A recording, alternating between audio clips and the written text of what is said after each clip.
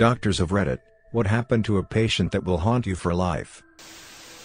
I'm not a doctor, but I was on the medical emergency team at a local hospital. We responded to codes for already admitted patients. I was performing CPR on an old frail woman. Her heart was not functioning. After a minute or so of compressions, she woke up during CPR. I stopped compressing and she would pass out. She had no heart rhythm. I started compressions again and she woke up again. At some point she grabbed my hands and said stop. It shocked me and the doctor. The doctor looked at me and nodded his head. I stepped back and let her die. That was 30 years ago, and I can still see her face. I will never forget her. I don't know about haunting me for a life, but here's one I've never forgotten. I worked as a CNA in a dementia unit. We had a wheelchair-bound gentleman who started pulling the fire alarm set into the wall of the hallway by his room. Because this was a nursing home, every time that alarm was set off, the fire department responded. Quickly, our gentleman started pulling it several times a day and often a few times in the evening as well, all day, every day. It didn't take long for the fire department to lose any sense of humor they might have had about the situation and start leveling fines on the facility. Progressively bigger ones as time passed, and our friend continued his trick in spite of numerous attempts to stop him. The staff was written up and upper management was going apeshit. We just didn't have enough staff to have someone constantly monitor a single patient. Finally, someone thought to ask this gentleman why he was pulling the fire alarm. His reply was astonishing. He pointed to the damned thing and very reasonably explained, it says pull. It did, in big red letters 3 inches high. A simple piece of masking tape over the instructive words solved a huge problem. People with dementia aren't exactly themselves anymore, but they're certainly far from stupid. Not a doctor but psychotherapist, I had a patient who lost basically his whole family in a few months due to several diseases/accidents that were not connected with each other. His wife, both parents and his daughter all died in less than half a year. In my field I deal with loss and grief often, but I've never seen somebody so lost and devastated. There's a certain grade of cruelness in this life that's just not explainable, and the simple thought of how fragile everything can be shocked me deeply. What haunted me in a good way is the absurd strength this person had. I often think about him when I have to face negative things in my private life. Him being able to get help and live on often turns things in perspective for me. During my psych rotation in med school, we admitted a woman whose family contacted police because they were concerned that she was suicidal. There were enough concerning signs that she was a danger to herself that she was involuntarily admitted to the psych hospital. She was there for 3 weeks, the whole time denying that she wanted to harm herself. I saw her almost every day while she was there. After 3 weeks there wasn't enough medico-legally to keep her involuntarily committed any longer, although her family was still concerned. Within a few days of being discharged, she killed her 2 young daughters and died by suicide. I don't know if hearing that news is the worst I've ever felt in my career, but it was the first time I got that gut punch of grief from a patient interaction, so it sticks with me. I'm a PEDS emergency medicine doc. We see a lot. Child abuse, horrible accidents, cruel diseases, stupid decisions leading to life-altering consequences. The worst are just senseless deaths that shouldn't have happened, but did. I had a young teen brought in by ambulance in full cardiac arrest. She was in gym class, and had some trouble breathing. She had wheezed once as a child, but hadn't used an inhaler in well over a decade. She was an athlete, in amazing physical shape. The school called an ambulance and she was struggling to breath when they arrived. Lights and sirens en route to the ED, but before they arrived, she vomited and then aspirated, breathed the vomit back in, and her heart stopped. CPR in progress on arrival. My resident doctor intubated her, breathing tube, and the ET tube just filled up with vomit. We did everything, and her heart just never moved. I will never forget the look on the resident's face when he asked me if there was anything else we could do. There wasn't. She died. A completely healthy teenager with zero medical issues kissed her family goodbye one morning and they next saw her dead on a ED stretcher. Obligatory. I was a PSW instead of doctor, but anyways. I was visiting a lady in early winter of 2018 I had seen maybe 4 or 5 times prior, and it was approaching her bedtime. She had dementia and would go over her nightly steps a couple times over, forgetting they were done already. Otherwise a very vibrant, chatty lady. She was very vocal about how she felt as well, from her lovely breakfast to her insufferable oxygen line. I began feeling uneasy when I got there and found she hadn't left for her room from the TV lounge. Easy one-way path, something she hadn't forgot prior. I asked her if she'd like to go to bed and her first response was, "I don't know, I don't feel like it. Am I on the way out?" At first I didn't know what she meant, so I helped her up and sat her on her walker. She did not want to walk with it today and seemed labored when moving. I called for a staff member of the building. I was a traveling PSW, and noted her difference in demeanor, and the lady said she had just arrived an hour or so prior and had no notes of odd behavior. By the time we got her to her room she had no energy to move from her walker to her bed, and she said, "Do I need an ambulance? Am I on my way out the door?" Now I'm bugging out internally. What do you mean? Would you like me to call you an ambulance? How are you feeling? The remainder of my visit was sitting with her and comforting what I felt was a completely lucid woman wondering if she's feeling her first instances of bodily shutdown. When the ambulance arrived her heart rate was up but no other immediate symptoms. She gave the most heartfelt goodbye to another older woman in the lobby who had come to see who was getting hauled by the ambulance, and all that other lady could say was, "Don't be silly, you'll come back, and I'll be right here." Name.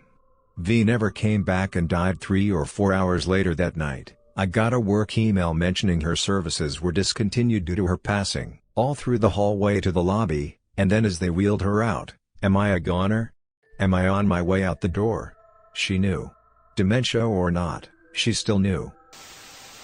I don't really get haunted by patient experiences. Bad things happen to people, but I chose adult medicine because it's easier to swallow the bad stuff. I do think a lot about a 13-year-old girl in labor that I attended to as a medical student. I had seen a dozen or so births before, but from more age-appropriate women and several who were having second/third kids.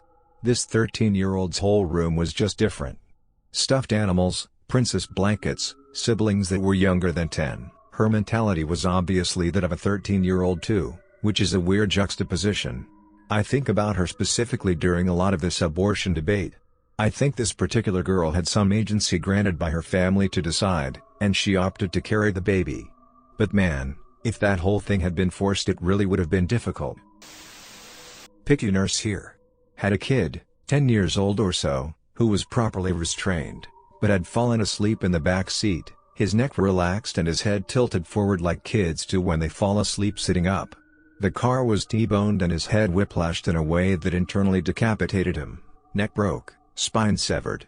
EMS got there early enough to intubate him and keep him alive. I had him his second day in the unit when they knew the extent of his injuries. He had no sedation, no pain meds, not a single drip infusing to keep him intubated because he wasn't going to be able to self-extubate because he was completely paralyzed and without feeling from the base of his skull down. But the kid's brain was 100% okay, so there's this kid, intubated, aware, and his eyes communicated how terrified he was. This is my biggest fear, to be paralyzed and intubated and 100% aware of everything but unable to move or communicate in any way. He had to blink once for no, twice for yes, but that doesn't come close to conveying everything he wanted to say, ask, or do. MH worker, worked with an adult whose parents tortured her as a child. Like, literally physically and sexually tortured her. She was impregnated several times by family members, and beaten until she miscarried, all by the age of 15. She managed to run away but then experienced homelessness and the traumas that come with that. I am in the trauma field and I work with many others with similar stories. I see some of the darkest corners of humanity on a daily basis. I love a quote from Mr. Rogers that says, "When something scared me, my mom would tell me to look for the helpers. There are always people who are helping." It helps keep me sane to know that, even though humanity can be dark, there are people willing to help. Added to add, many folks I work with now are doing exceptionally well. They have homes, loving families of their own, and treatment that is working for them. That is also what keeps me hopeful. This happened last year. I was posted in NICU. It is an ICU for sick babies. A senior told me to take this one baby to meet her mother. Her mother was also admitted in another ICU. She was very sick but recovering. I was on my way when the mother's sister told me that the mother feels pretty disheartened and I should motivate her a little. I studied all her charts and file upon reaching and they were just all right. I made the mother meet her baby for the first time. She was happy and then I proceeded with motivating her and telling her she will be fine and out of the hospital soon. I calmed her and the family down. I came back the next morning and got to know she passed that previous night. Gut-wrenching. Came across her sister later, just could not meet her eyes. I unintentionally gave someone false hope, still hurts. My dad had a kid flown into the ER in his early years. Caught in the crossfire of a gang shooting. The kid didn't make it and he had no time to process it because he had more calls in the hospital. I rarely saw him break down, but he told me that's when he realized how hard it will be to do everything possible to save someone and they simply die. But you have no time to process it because someone else is screaming down the hall for help. Not a doctor but a radiation therapist. One of my patients was a 6-year-old nonverbal autistic boy with leukemia. He had to be sedated for a procedure and panicked when the anesthesiologist approached him with a needle. After several moments of struggling against her, she was able to sedate him and he slumped over in his wheelchair. His father lifted his limp body from the chair and tearfully carried him to the table, wordlessly crying as he looked at his unconscious son. I will never forget the look of absolute despair and defeat on that man's face. As the little boy looked like he was dead, I just knew that this man was thinking that he might be seeing a heartbreaking preview of the future. I wasn't the doctor nor the patient in this situation, but I was in grade 2 at the time. My older sister was in the hospital due to having to have her appendix removed. It was after school on a Thursday and my parents and I went to visit her. Next to the bed my sister was in there was an empty one, and next to the empty one was another bed that an old woman was resting in. My parents were talking to the doctors and I was just standing near my mom looking around. I could see something moving in the corner of my eye and it was the old woman waving at me, and once I looked at her she gestured for me to go to her. I was a bit hesitant since I was very shy when I was younger, but I went over anyways. We exchanged hellos and she was smiling and complimenting me, but she was very drawn to my hair. She asked me if I could untie the ponytail I had in my hair and I did so. She told me many stories about how when she was younger she had beautiful springy doodly hair like I did. She told me that the best way to manage curly hair was to put them into 2 braids when you go to bed. After us chatting and her playing with my hair, me being the curious child I asked her why she was in the hospital. She said that she had a flesh-eating disease, and she most likely wasn't going to go on for very long. I tried to reassure her saying that when she's out of the hospital we could bake a cake together, and she said that she'd love that. But as predicted she didn't make it very long after that. The next time we went to visit my sister, which was that on a Wednesday almost a week after our last visit, she sadly passed away. I still think about that old woman to this day. I cry over her sometimes. I only knew this woman for about 20 minutes, but it's just so gut-wrenching for me. I hope one day we get to make that cake together like I promised. Not a doc, but I was a paramedic at the time. The first person I did CPR on was an elderly lady with bad osteoporosis. I broke her sternum free of her rib cage with the first compression. It didn't make a sound, but I can still feel the gentle crepitus sensation on my hands and arms. Since become a RN, now ANP. I worked in a pediatric ICU for many years, including transport. I have so many stories that are commonplace in EMS and ICUs, but would disturb everyone else, like carrying a deceased baby, wrapped in a shroud, to the morgue. Although wrapped in plastic and cold, it was still a baby. I still bounced it in my arms like you would a baby, even though the child had passed. I'll stop now and go curl up in the corner and wait for the PTSD to find me. Worked in developing country. Only surgeon in the hospital. Operated on a 6-month-old who had been raped. I will never forget that. Took my time. Arrived too late back to the ER to save the rapist who had been attacked by the family. Not too sorry about that. Speaking on behalf of my cousin. She's semi-new. She's been doing it for a little over a year as RN, registered nurse. She told me this once. Huge trigger warning. If you're sensitive, don't read on. She was in a children's hospital. Paramedics brought in a baby, about 18 months according to her. The kid, we'll call her Jessica, we'll call my cousin Annie. Jessica had a crushed skull, torn anus, huge damage to her vajayjay, privates, severely underweight, severe brain damage and a lot of trauma to her body. Jessica spent the night in the hospital. She wasn't expected to live much longer because of the damage, so they didn't bother with surgery because she would have died on the table. She died about a few days or a week later, as predicted. She died due to her injuries. Annie later found out Jessica had been raped multiple times, head hit against the wall multiple times because she wouldn't stop crying, starved and abused. Her mother didn't care and even joined. Annie had a 6-month-old son at the time. She requested a few days off, which was accepted. She has nightmares about this almost every night. She attends therapy. She never forgot this. Annie hates talking about this. Therapy has been helping her a lot. She isn't quitting her job because she wants to help people. Her son is now 2 and doing good. The parents did get a call to CPS. The other kids were taken. The parents are now in jail for abuse, homicide, and a few other charges for all of their kids. They had 3 kids. Car wreck, ejected from the vehicle. I'm at the head of the bed in my trauma gear anticipating putting a tube down his throat when EMS arrives. Smells like gasoline but otherwise not a scratch on him. I'm the one talking to him. Hey man, tons of things going on all at once. Stay calm and answer me. What's your name? I can't breathe. Announce to the room that airway is intact. Listen to his lungs and they're clear and good on both sides. Announce his breathing is intact. Other members of the team are doing the rest of the very unremarkable assessment. I can't breathe. I can't breathe. Ultrasound of his abdomen looking for internal bleeding looks fine. Can't get a good look at his heart. His eyes roll back and his heart slows down quickly. Not good. He codes. Compressions start. I tube him and get him on the ventilator. Trauma surgeon slices the guy wide open and identifies the problem. The right side of his heart was ruptured open by the blunt force of the wreck. Not survivable.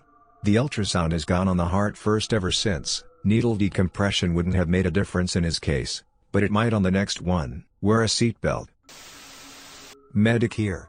Had a group of kids break into a paper factory and started playing go-karts with the forklifts which had keys in them still for some reason. Lift gets hit, topples, the canopy fell onto the kid's head, crushing him. PD was there prior to us arriving and had to tell us to walk carefully as there were pieces of his head all over the ground because it shattered. The more people who arrived in scene you started to hear a crunch here or there from small skull pieces, some sounds you don't forget. I'm not a doctor but I work in the medical field, specifically a medical lab scientist, often underappreciated field. I watched a 7-year-old die because doctors argued with each other. Not the doctors at our hospital but the doctors at the hospital the child needed to go to because they had the equipment and ability to save her where our hospital did not. The sound the mother made and the look on the father's face was haunting. Never seen our doctor so angry before. Had a daughter thank me when I came to collect blood. She said they're finally listening, Mom. Daughter told me her mom is usually super thin, only about 110 pounds normally, but after having surgery to remove part of her lower lobe of lung, her stomach has been bloating. Poor lady looked to be about 8 months pregnant. Only thing ordered was a basic chemistry panel, so I draw extra tubes for blood bank and hematology just in case. Got back to the lab, spun the chem tube down, and realized this lady was bleeding out. For reference, a full tube should be half red cells and half plasma/serum when spun down, so it's easily visible to experienced tech/scientist when someone has a low hemoglobin. I called the doctor to inform her she might really want to check this patient's hemoglobin. She blew me off. Ordered a arterial blood gas, ABG, instead. I go up there and get the ABG and the daughter is arguing with nurses about their lack of response to her mother. I ran the hemoglobin offline. It was a 4.3 grams/dl, for reference low normal is 12.5 for women. I try again to tell this doctor that she should really order HGB. I go up a third time but this time the patient is coding. Patient bled to death due to complications of her surgery. Working blood bank and had a resident try to override safety policies by cheating the system by demanding 4 units uncross-matched blood be sent to the Eurostat. Only Urindad could have units tubed to them with basically no questions asked. Or rarely asked for blood and never for uncross-matched for non-trauma patients. If they asked, an artery was hit and you give them what they need. Doing the safety read-off and co-worker comes over to tell me that doctor and patient isn't in OR, they're on the floor. I made OR send the blood back and started investigating why this patient needed that much uncross-matched blood. Blood bank was a regulator for all blood products. We had a protocol to follow. If the patient didn't meet requirements for the blood, we tried to take it through with the doctor about why the blood was needed. Usually if blood bank questions your need, doctors will question the need and will often cancel the order. If they don't and they still couldn't give a valid reason, we would get the pathologist involved. The patient he ordered all this blood on had a 12.3 HGB, normal for men is 13 and women 12.5.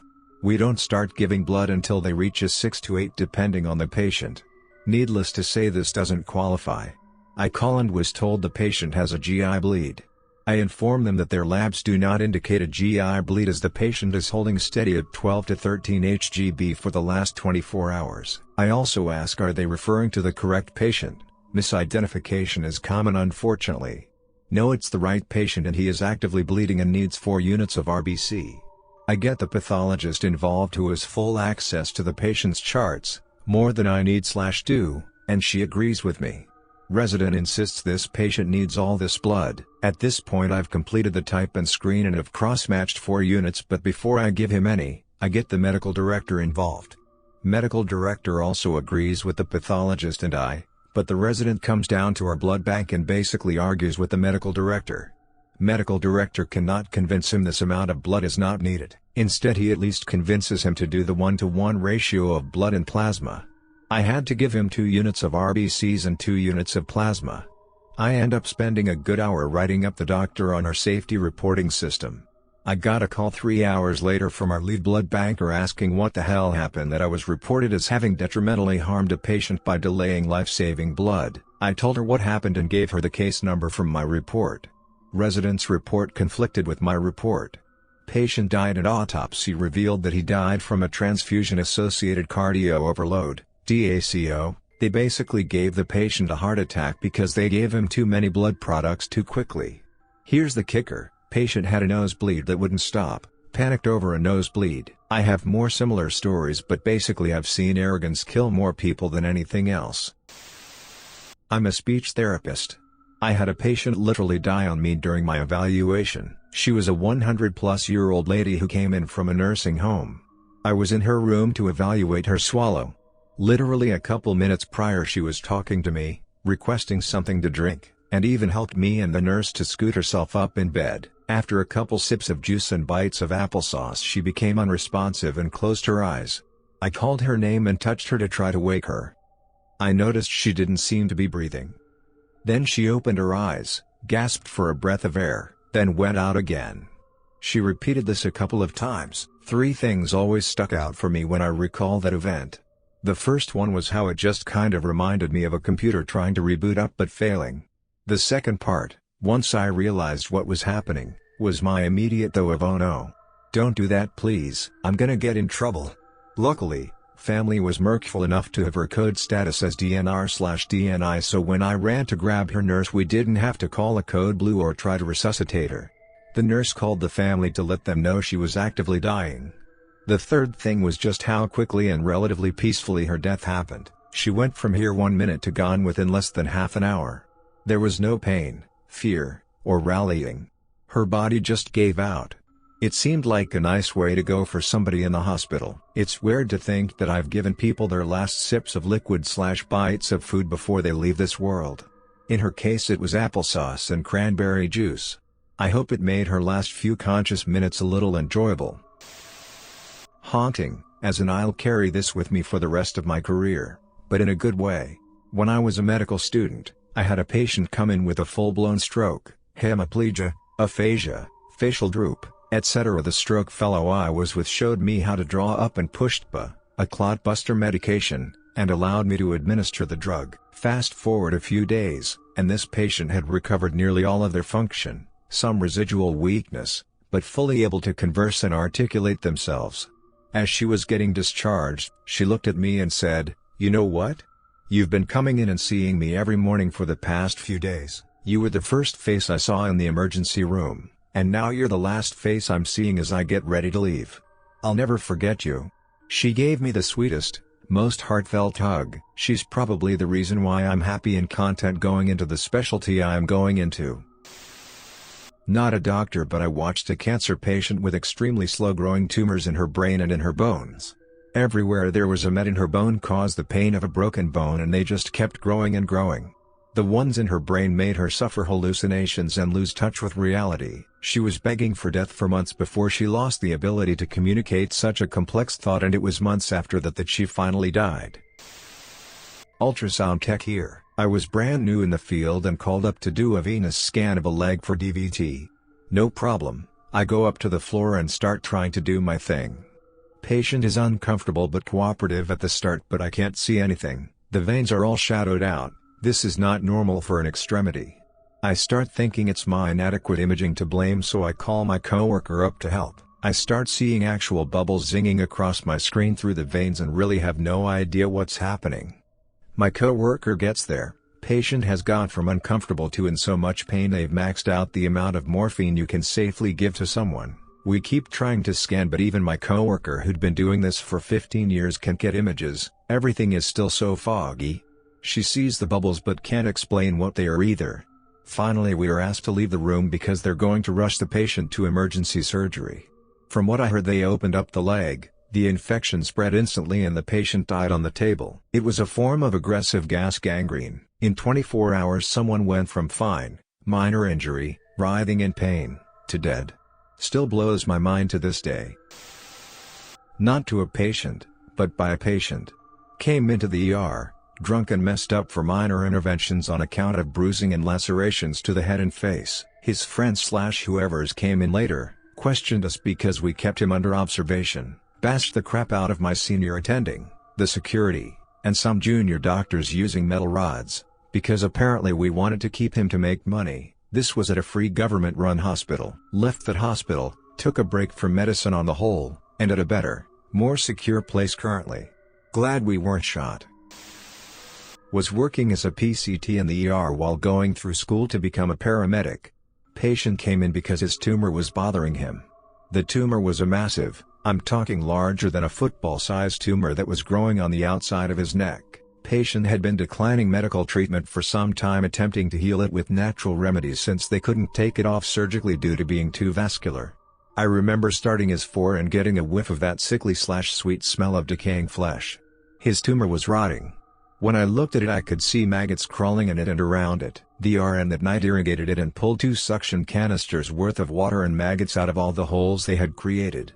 He spent a day or 2 in our OBS unit and would frequently go on walks around the unit until we had to ask him to stay in his room because other patients were complaining of the trail of smell he would leave when walking by their room. He died at a neighboring facility when he went for a scan. When he went to lay down on the table, the tumor ripped off and he bled out very quickly. My skin still crawls picturing those maggots feasting off a man who was still very much alive.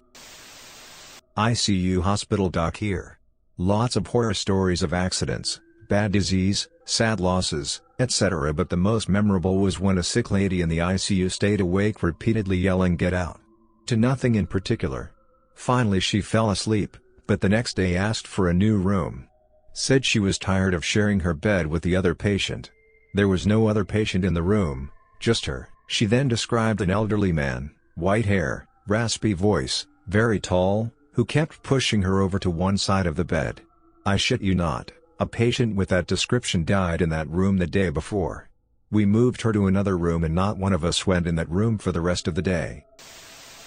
Not a doctor, but I heard this story from the EMTs after the fact. They were very shaken up about it and said it was one of the scariest things they'd seen in a way that was different from the horrific car crashes and whatnot. My friend, F23, was home from college on winter break and randomly passed out in her shower. Her dad came running up the stairs as soon as he heard the crash, but she was already conscious by the time he entered the bathroom. He started to call 911, but my friend argued that it was unnecessary since she was already awake, and that he should just drive her to the hospital. Her dad thought about it for a second, but ultimately decided to call 911 since she had never passed out before and he was worried. My friend got dressed while they waited for the ambulance. 2 minutes later an ambulance and a fire truck get there and my friend, probably out of embarrassment, starts telling the paramedics/EMTs she's fine, and there's no reason to ride in the ambulance to the hospital when her dad can drive her instead. A few people seem to somewhat agree with her, but one of the paramedics says, "Look, we're already here, we've got the stretcher ready to go, let's just take you to the hospital. We won't run the lights or siren, your dad can drive right behind us, but I'd rather you come with us." She agrees. They load her up, and her dad starts following the ambulance in his car just like they discussed. According to her dad, they were sitting at an intersection halfway to the hospital when all of a sudden the lights and sirens turn on and the ambulance absolutely books it through the red light. He gets this awful feeling of dread. When they get to the hospital, my friend is DOA. From what the EMTs said, My friend was happily chatting away with them the whole ride. Then, mid-sentence, her eyes rolled back and she just died. Of course they started CPR but they couldn't bring her back. Autopsy determined it was a TIA, transient ischemic attack. ER nurse here. A patient who had a very minor heart procedure for an irregular heart rate developed a very rare complication. The procedure they did was an ablation. This is preformed when an electrical pathway that has formed on the heart needs to be eliminated because it is causing an irregular HR. The procedure leaves a small area of scar tissue on the heart. As this particular patient's scar tissue was healing, a fistula, or tunnel, slowly started to develop between his esophagus and heart. Once the fistula was completely formed, he began pumping blood into his esophagus rather than to his heart or lungs. There was very little we could do once we discovered what was going on. Not a doctor but a PA. Taking care of COVID patients on the inpatient side since the start of the pandemic. All the ones that died will haunt me, but especially the ones I tried to reassure would be okay, only to come back to work the next day and find they had died. This isn't a haunting, but more of a serious reality check. I am a pathologist, so I routinely see the absolute worst that nature and humans can do to the human body and have been, in many cases, desensitized because I've seen so much. Perhaps physicians aren't the best way to relate to the public on this question. I've seen virtually every single way humans can die: suicides, burns, electrocution, plane crashes, murder, Russian roulette, and even bee stings. In the hospital I routinely slice into organs that were once part of the original whole of the person. Sometimes horrifically so: eyes, jaws, genitals, etc. I'm reminded of a forensic pathologist who was giving a press conference during Sandy Hook and was asked a question to the effect if it was the worst he has ever seen. His response may have seemed cold, but I agreed. As I recall, he very carefully stated that he did not have the same sensibilities as most people. But having said that, yes, it's a fairly notable crime. It's not a complete psychological split, but these are people literally elbow deep in humans daily, so none of it is the worst to me. They are all bad. A couple things I can reflect about this that do psychologically trouble me though, which maybe is more idiosyncratic. We don't often see patients face to face. We see biopsy material and make diagnoses. I don't usually have a problem making life-altering diagnoses. However, sometimes electronic medical records will have a small picture of the patient for identification purposes when the chart is pulled up. I admit that, in certain cases I absolutely freeze and feel a great deal of sorrow when I see their picture putting a lively face to the story. In that moment I know that they are forever changed, and I probably know it before anyone else. It's awful enough feeling that I won't want to look at a photo if I can avoid it. The other thing that really gets to me are any kind of amputation, particularly in young patients. Sometimes the legs come in with nail polish or tattoos and I begin to just get an awful feeling of how horribly unlucky they are and how bullshitty life is. My 2 cents. Not a doctor. I was visiting my friend in the hills and we go longboarding. He brings his college friend and we bomb this huge hill. The dude is a noob and totally eats it almost immediately. He tries to stop himself from falling and dislocated his knee. We get him in the car and rush to a 24 hours clinic. He's given huge amounts of ketamine and he yelling I'm dead and a bunch of other crazy shit. His leg is bent horribly and you can see the bone. The doctor tries to wrestle the bone back in the socket but it just keeps popping out again. They try 3 or so times before they put this vice-like tool around his leg, but even that fails. The whole time the kid is going bonkers and doctors are visibly distressed.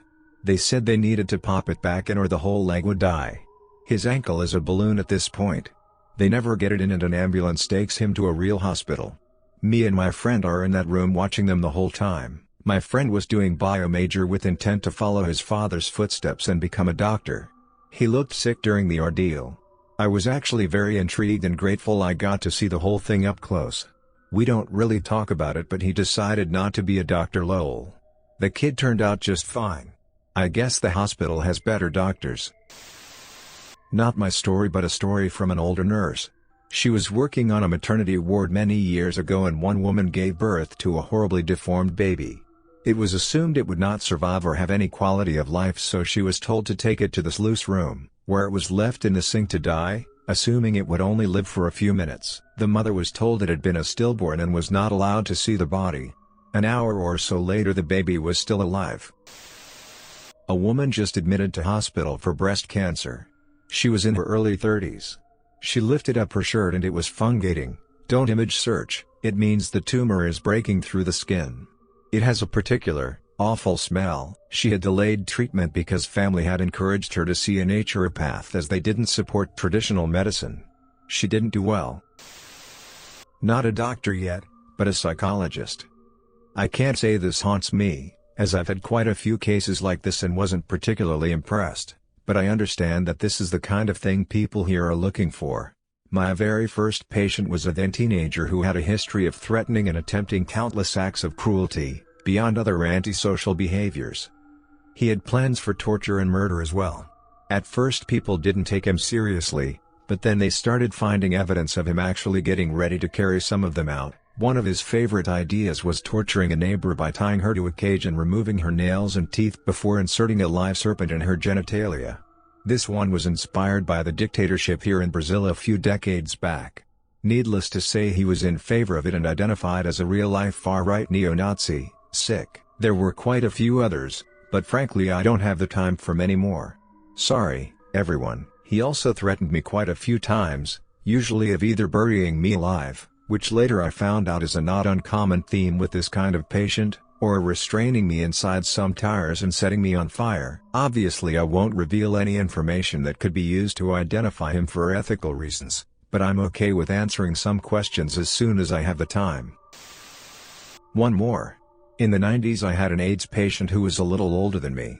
When we drawing her blood and she said to me, "You're not going to let me die, are you, doc?" I responded that no, she wasn't going to die. I did not say what I knew was that her days were numbered. She died soon after that. And the world was a little darker after she died. Saw a baby failure to thrive, prolonged jaundice. Worked out mom was an alcoholic. Bottles on bottles of vodka a day while breastfeeding snuck in by dad.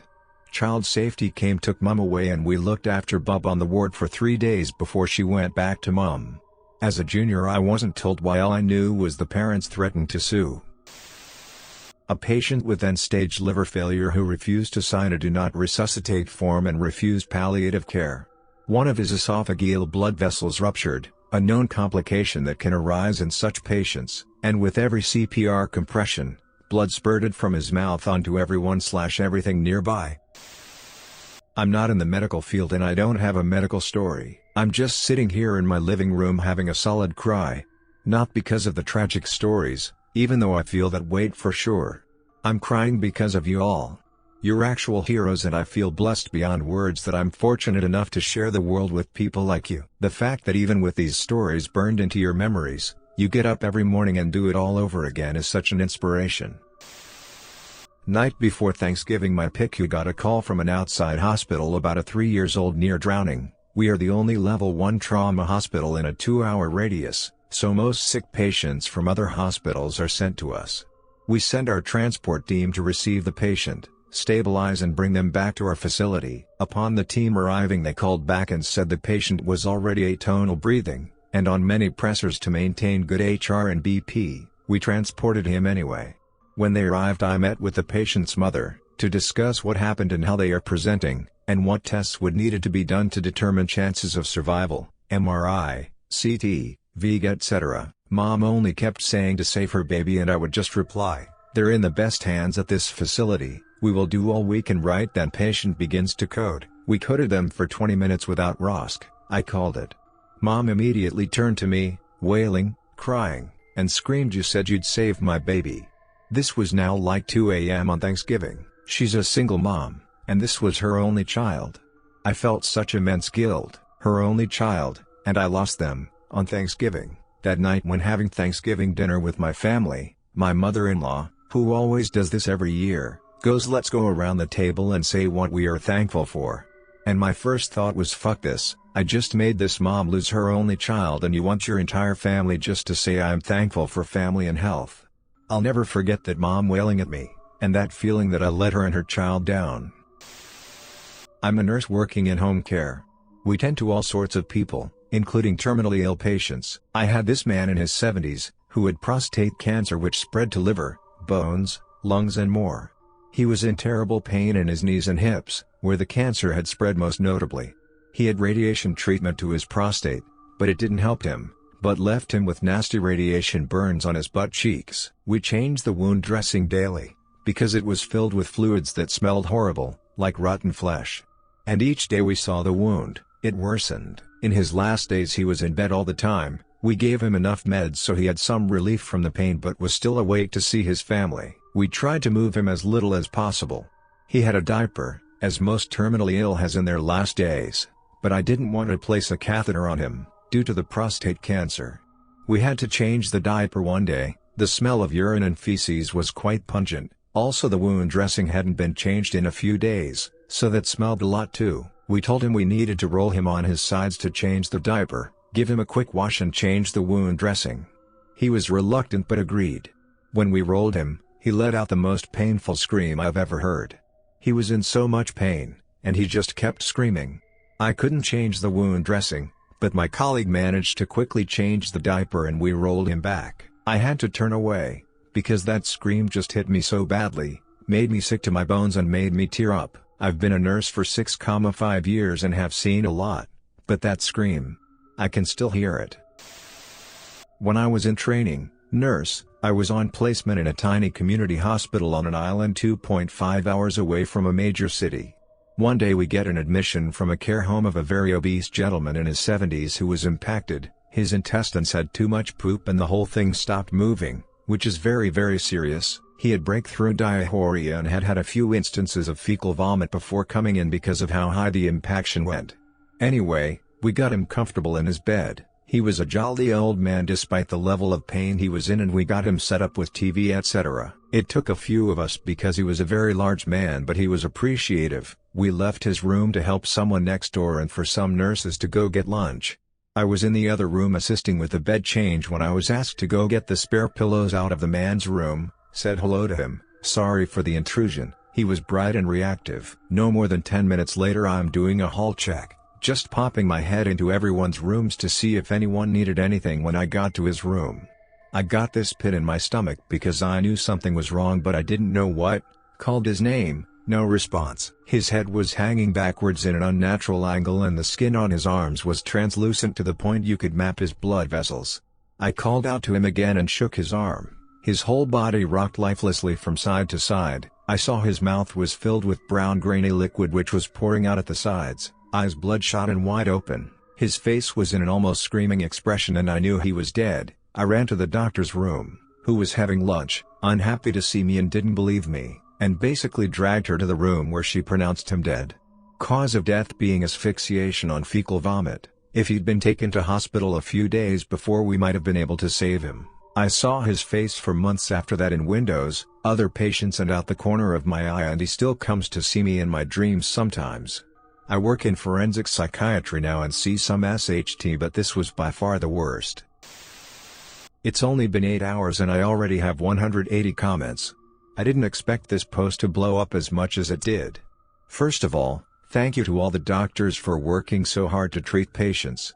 I know that this isn't an easy job and that it is quite traumatic. All of you guys are super brave for being able to help people and tell your stories. Y'all are amazing. Take care. Not a doc, but took care of a patient whose history just wrecked me. He'd been on an antipsychotic, Clozaril, for his schizophrenia for decades and had it well controlled. He developed agranulocytosis, essentially, low white blood cells and thus immune deficiency, and became severely ill. His doctors had been experimenting with alternative antipsychotics but with little luck. He got brought into the hospital by police, who found him slamming his head into the ground after responding to a 911 call from his mother. I'm not a doctor, but what this doctor did will bother me forever. My elderly neighbor went in for a routine surgery and died soon after because the doctor left a sponge in her and she developed sepsis. Her husband had Alzheimer's and couldn't understand where his wife went. Absolutely reprehensible.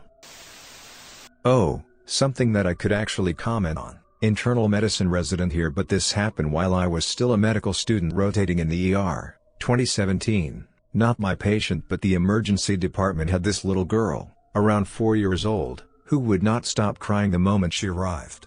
She wasn't decked to the department that I was currently rotating in, so another team of doctors plus med students were attending to the kid. After hearing her cry for around 1 hour, I decided to look at her to see what was going on. When I saw her, there was a fish hook that was piercing through her right eye. It was an accident apparently, and there was blood everywhere. The hook was embedded pretty deep in her eye as well. I hope she is fine now. We had a patient in residency, Upjan, who had IVF, was in her mid-40s. During labor, I remember was frustrating the staff as she pushed back on every little thing we recommended. Baby comes, all is well. Everyone gives her space. My attending comes to check on her a few hours later. Baby asleep on mom's chest. Doula asks my attending why the baby is blue. The baby had fallen asleep face down on the mom's chest and had suffocated. Every time a fetus dies, the wail of the mother haunts you. This was a wail the entire floor will never forget. Tearing up just remembering this story. I'm not a physician, but I do have a degree in a medical-related field, and I was required to complete a month-long, intensive, Special Forces Combat Medic course. I was not Special Forces or a medic, I just worked in coordination with SF. To accurately tell this story would require 10 pages, so I'm just going to paraphrase. In 2008, Tarmiya was the most volatile city in central Iraq, 10 different rival factions competing with one another, all of them with one common enemy, American forces. But, the rival factions were deploying IEDs against one another that had nothing to do with attacking American forces. In this case, it was just rival, mid-level tribal leaders, sheiks, who were vying for construction contracts to rebuild the city after the Battle of Tarmiya. The victim was a 19-year-old kid who had run away from home to gain independence from his father. In Iraq at that time, a 19-year-old who left his father's home without permission was still considered a runaway. He had been hired as a security guard for a building undergoing reconstruction after the Battle of Tarmiya, where there had been contention between rival factions over the construction contract. The faction who lost out on the construction contract set a small IED about shoulder height on one of the weight-bearing pillars on the ground floor of the building. The IED wouldn't have affected the building's stability. It was intended to just send a message. The IED clearly wasn't designed to hurt anyone. Regardless, the 19-year-old security guard, who had just run away from his father's home a week earlier, was in the wrong place at the wrong time, when the IED detonated, sometime around 2 a.m., and he caught a piece of shrapnel in the throat. Ironically, the IED barely made a dent in the weight-bearing pillar, but, a piece of shrapnel from the IED severed this kid's trachea. It was the only visible injury he had. It was a 1 in a million injury. Of course, we saw so many 1 in a million injuries in Iraq that this saying seems meaningless now. We were called out to process the scene as a post-blast, a scene where an IED has already been detonated. We get there and the kid is still barely conscious, not really lucid. It's around 6:30 a.m., and he's been laying like this, flat on his back, for hours. A half-inch thick pancake of congealed blood has spread about 10 inches in all directions around his head. The slice across his throat is obvious, and his throat has a half-inch wide gap across the front, about 1.5 inches deep. Despite seeing this, everyone in our unit is pretty calm, because by this point in our deployment, we had seen countless injuries of this severity, so none of them really surprised us anymore. Regardless, as the guy who'd had the Special Forces training, eventually everyone turned to me and asked, "What do we do?" And I had no idea.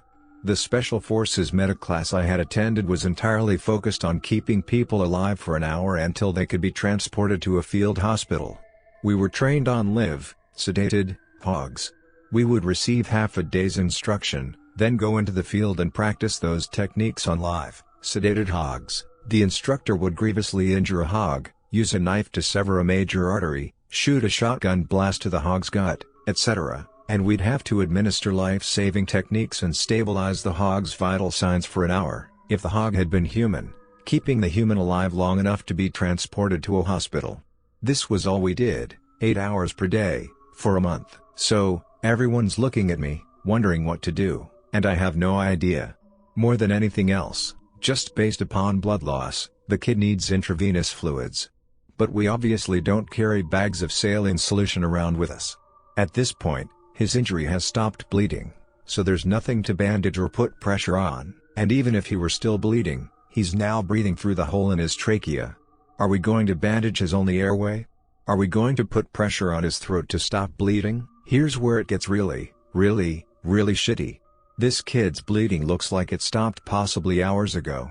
All this kid needs is fluids to compensate for blood loss, and surgery to repair the wound to his throat, and he probably has a fairly high chance of surviving. But this is Iraq, and he's not an American soldier, so obviously, he gets lowest priority. So, we have to continue on with our mission, and we move out. We get word the next day that the kid didn't pull through. What haunts me about this? Everything. I only hope the kid was too far out of it to have consciously experienced being cut out of the pancake of his own congealed blood before finally being transported to a hospital.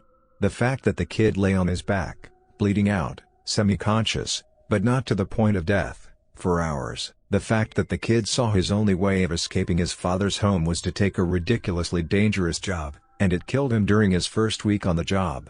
The fact that the guy who hired him knew he was taking advantage of a kid who had only left his father's home the week before and who had no idea what he was doing. The fact that a liter of saline solution would have kept this kid alive long enough to get to a hospital, but that wasn't in our standard kit. The fact that this kid was awake, in some state of consciousness, laying on his back, for hours, before he succumbed, watching the kid's eyes and lips move, dazedly, while no sound came out of his mouth, thinking, this kid has lived through a horror movie, but if I had the tools, I could help him, probably save him. And not having the tools readily available, I spent 15 months in Iraq when Iraq was at its worst, and I saw things no one ever wants to see, on a weekly basis. But I think about this kid constantly. I remember certain scenes and scenarios of my time in Iraq with different levels of vividness. But I remember the time I spent with this kid, during the last hours of his life, like it's on video. I had a COVID patient in the early days enter a clinical trial. It was placebo-controlled, so we did not care what she was going to get. She was short of breath but reported feeling much better after her infusion. I know I'm going to make it, doc, she said. Sadly, she died later that night. We found out she got the drug. Not a doctor, but this feels relevant. I worked in admin in a mental health center. We often got to know the patients quite well. One day, a woman called asking to talk to her therapist. He wasn't in, but she didn't mind at all, said she'd leave a message and then take the lovely bath she had planned. She sounded calm, even happy, so it was a surprisingly upbeat interaction. The next day her partner called. I was thankfully the one who picked up, because he was near incoherent with distress. She had killed herself in the bath. The clinical manager spent hours telling her therapist and I, both distraught, that we had done nothing wrong and it wasn't our fault. That I couldn't have said anything different to change her mind. That the patient already knew her therapist wouldn't be in that day. He remembered telling her the days he worked, but I will always remember how she laughed, how you could hear the smile in her voice as she said goodbye.